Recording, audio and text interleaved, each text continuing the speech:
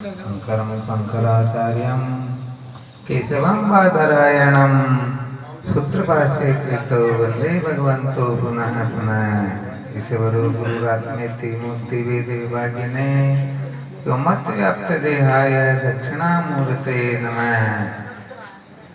नमो नमो श्री रामजो सचित आनंद रूपे चें जाने जग स्वप्नवत नासत ब्रह्मतम कूपे। ओम सच्चिदानंद रूपाय कृष्णाय कृष्णकारिणे नमो वेदांत विद्याय गुरुवे बुद्धि साक्षिणे।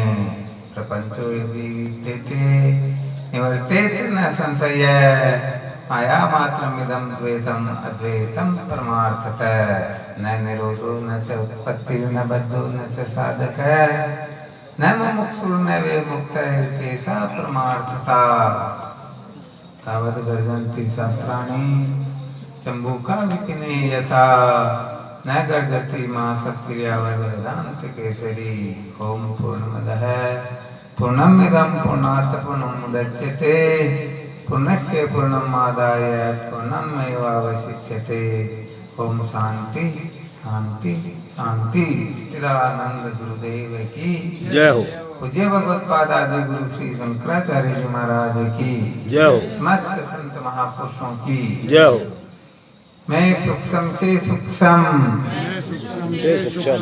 महान से महान शुद्ध सच्चिदानंद घन ज्यों का त्यों स्वयं प्रकाश परिपूर्ण परमानंद एक रस निजानंद निकेवल अनंत अपार अवाच्य स्वरूप हूँ अद्वैतम परमार्थतः अद्वैतम परमार्थः अद्वैतम परमार्थतः अद्वैतम परमार्थः अद्वैतम परमार्थतः। अद्वैतम परमार्थः।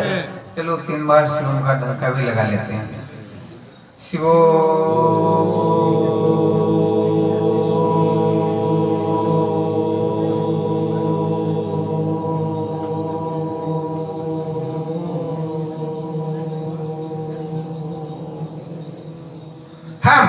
हम शिवो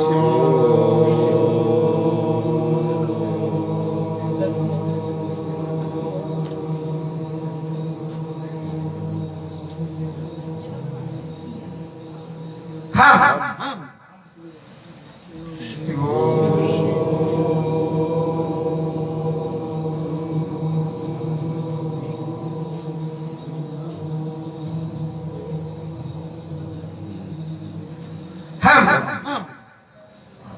ब्रह्म हृदय प्रातः स्मरणीय अर्चनीय वंदनीय समस्त संत चरण रज भक्त वृंद मातृशक्ति। अभी हम श्रवण कर रहे थे साधु भाई सत की संगत सुखधारा। इस बात को अच्छी तरह से समझ लेना चाहिए।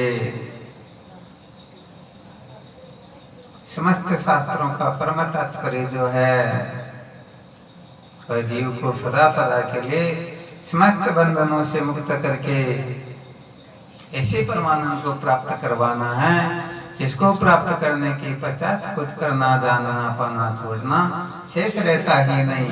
अर्थात समस्त शास्त्रों का परम तात्पर्य जो है परमात्मा के बोध में होता है। वैसे देखा जाए तो जिसके ज्ञान से जिसकी प्रतीति होती है उसी के ज्ञान से उसकी निवृत्ति हुआ करती है। जैसे ऋषि के ज्ञान से सर्प की प्रतीति होती है तो ऋषि के ज्ञान से ही सर्प की निवृत्ति होगी और किसी के कुछ भी इधर उधर करने से निवृत्ति होने वाली नहीं है। ऐसे केवल मात्र यही विचार करना चाहिए। ये जो समस्त प्रपंच प्रतीत होता है वास्तव में तो यह है नहीं, परंतु जब तक जैसे कोई जब तक नशा किए हुए रहता है तब तक अपने आप को उटपटांग ही बताता है। तो ऐसे ही जब तक ये जीव विद्या रूपी नशे में पागल हुआ रहता है तब अपने आप को पता नहीं क्या कहता समझता रहता है। तो जब तक ये नशा रहता है तब तक कहने का मतलब सारा का सारा प्रपंच प्रतीत होता है। तो ये प्रपंच जो है इसका उपादान कारण क्या है? वास्तव में ये प्रपंच न होते हुए जो प्रतीत हो रहा है इसका क्या कारण है, इसको यदि कोई ठीक ठीक तरह से समझ ले तो सच्ची बात यह है वह उसी समय समस्त दुखों से मुक्त हो जाता है। देखो अभी अपने लक्ष्मी नारायण जी महाराज कह रहे थे को देवो, वास्तव में देखा जाए तो केवल प्रश्न इतना ही होता है को देवो, ऐसे इसका उत्तर इतना ही होता है यो मन साक्षी। अरे जो मन का भी साक्षी है वही वास्तव में देवता होता है।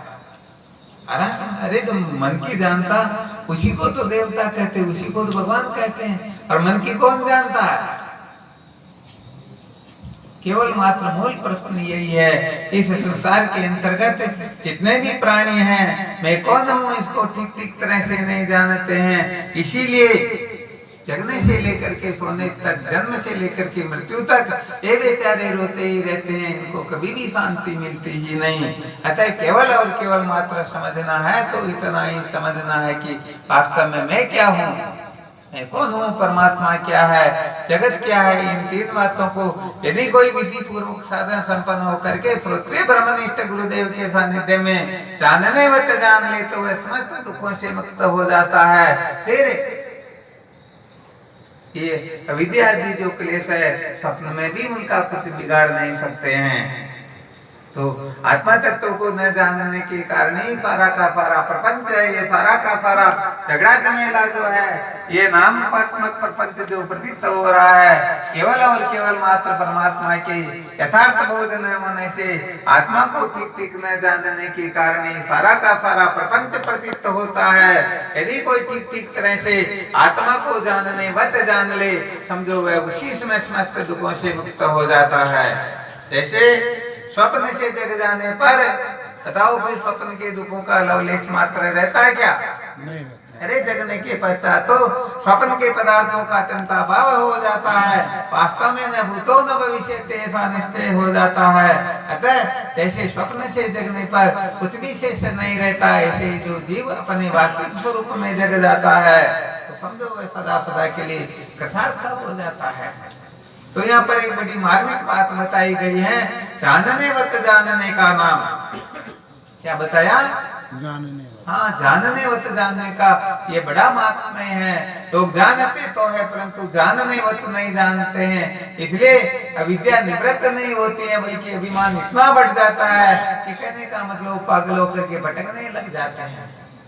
तो वास्तव में आत्मा तत्व को कैसे जानना चाहिए, इसके लिए श्रुति माता संकेत करती हैं। और वैसे भगवान शंकराचार्य जी महाराज विवेक चूड़ामणि में स्पष्ट लिख देते हैं। देखो बड़े विलक्षण सूत्र है, जो इसको अच्छी तरह से मंथन करेंगे, इनका विचार करेंगे तो समझो निश्चित रूप से उनका सत्संग में आना सार्थक हो जाएगा।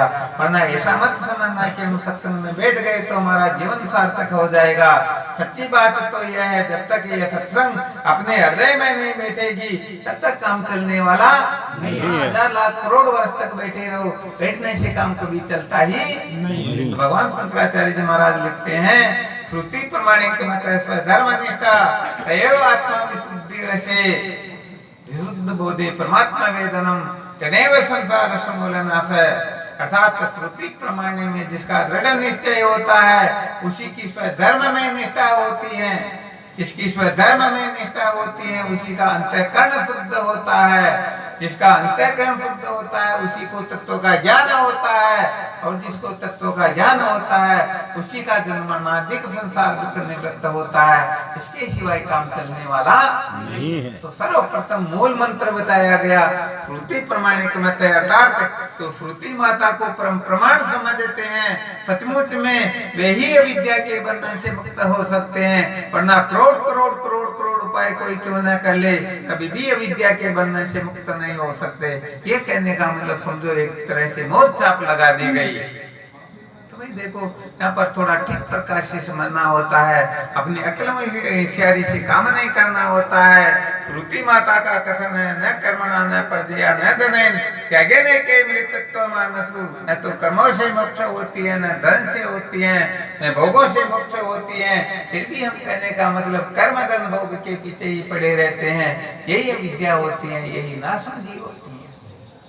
तो जानने मत जानने का क्या मतलब है? इसके लिए मुंडक श्रुति का कथन है, परीक्षे लोकान कर्म चित्तान ब्रह्मणो निर्वेद माया नास्ता करता करते न तद विज्ञानार्थम स गुरुमेवापि गच्छेत् स्मित पाणी स्वस्ति ब्रह्मनिष्ठम। इस श्रुति को कोई ठीक ठीक तरह से समझ करके विद्या के बंधन से मुक्त होने के लिए प्रवृत्त हो जाए तो निश्चित रूप से वह कृतार्थ हो जाएगा। और इसकी अवहेलना करके भले ही कोई लाख करोड़ ग्रंथों का स्वाध्याय क्यों न कर ले, कोई कुछ क्यों न कर ले, सच में कुछ भी काम होने वाला नहीं। विद्या पढ़ो ग्रंथ अनेको मन को ब्रह्म न जाई, श्वेत के तू सब पढ़कर आयो, विद्या मिटी नहीं ताई मन रे, गुरु बिन कोई नहीं पाई, स्वयं कर्म ब्रह्म नहीं भाग्य संशय रे उर्माई।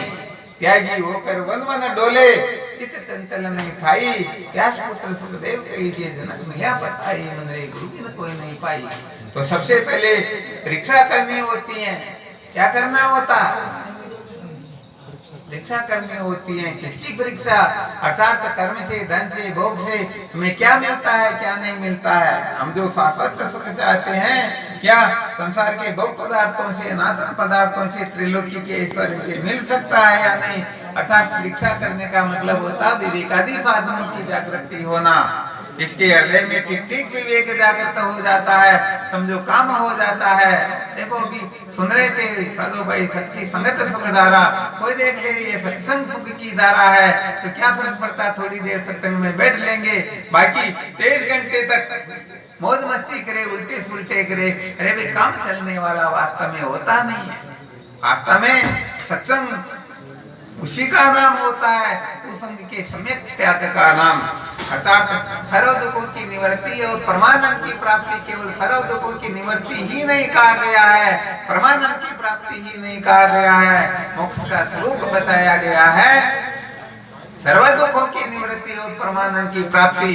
तो यहाँ पर कुसंग के त्याग का नाम और संतों के संग का नाम दोनों ही आता है। यदि कोई देख ले नहीं केवल संतों के संग से ही काम चल जाएगा, कुसंग हम त्याग करे नहीं करे कुछ भी फर्क पड़ने वाला नहीं, तो सच्ची बात है वो अंधेरे में ही बिल्कुल रह जाएंगे। ये पक्की बात है, क्योंकि उनमें थिंकिंग ही ऐसी बैठ जाती है। क्या फर्क पड़ता, मौज मस्ती कर लेते हैं, बाद में स्नान कर लेंगे, सत्संग सुख की धारा, तो क्या फर्क पड़ता, पवित्र हो जाएंगे। तो पवित्र होने के लिए साधन है ही है, ऐसे काम नहीं चलता है। तो कुल मिलाकर के परीक्षा करके देखना चाहिए कि क्या मिलता है क्या नहीं मिलता। कर्मादि साधनों से और फिर विवेकादि साधनों से संपन्न होकर के फिर अविद्या के बंधन से मुक्त होने के लिए श्रोत्रिय ब्रह्मनिष्ठ गुरुदेव की शरण होकर के फिर मैं कौन हूँ, परमात्मा क्या है, जगत क्या है, बंधन मुक्ति क्या है, इनका फिर विचार करना होता है, तब जाकर के जीव कृतार्थ होता है। तो वरना सच्ची बात तो यह है, किसी को ब्रह्मलोक तक के समस्त भोगों से वैराग्य भी क्यों न हो जाए, फिर भी वास्तव में वह विद्या के बंधन से मुक्त नहीं होता है। क्योंकि ये सारा का सारा प्रपंच जो है ये केवल और केवल मात्र आत्मा स्वरूप के ज्ञान से ही प्रतीत होता है, और आत्मा के ज्ञान से ही इनकी निवृत्ति हो सकती है, और कोई साधन होता नहीं। इसलिए हमें साधन संपन्न होकर के ब्रह्म विचार करना चाहिए। ये ब्रह्म विचार ही परम पुरुषार्थ कहलाता है।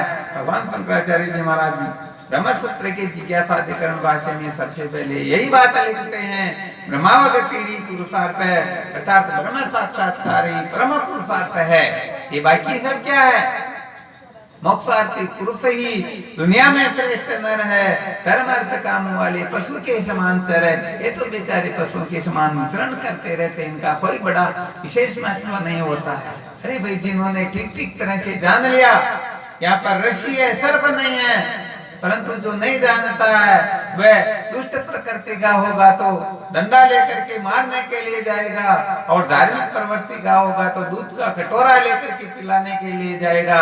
परंतु जो विद्वान है वह समझता है कि दोनों ही नाश न जाए, दोनों ही बेचारे मूर्ख ही है, नहीं इनमें कोई धर्मात्मा है न कोई पापात्मा। अरे सर्प हो तो मारे, सर्प हो तो उनको दूध पिलाए। इसलिए ज्ञान की महिमा होती है, ज्ञान से ही अज्ञान छिन्न भिन्न होता है, और अज्ञान के नष्ट होने से ये जीवन कृतार्थ होता है। तो केवल और केवल मात्र सत्य का साक्षात्कार ही जीवन का उद्देश्य हो, और इस प्रकार की जो निष्ठा बना लेते हैं और उसके साथ साथ ब्रह्म विचार करते हैं, तो निश्चित रूप से वो अपने जीवन को धन्य बना करके सदा सदा के लिए कृतार्थ हो जाते हैं। बोलो सच्चिदानंद गुरुदेव की जय हो।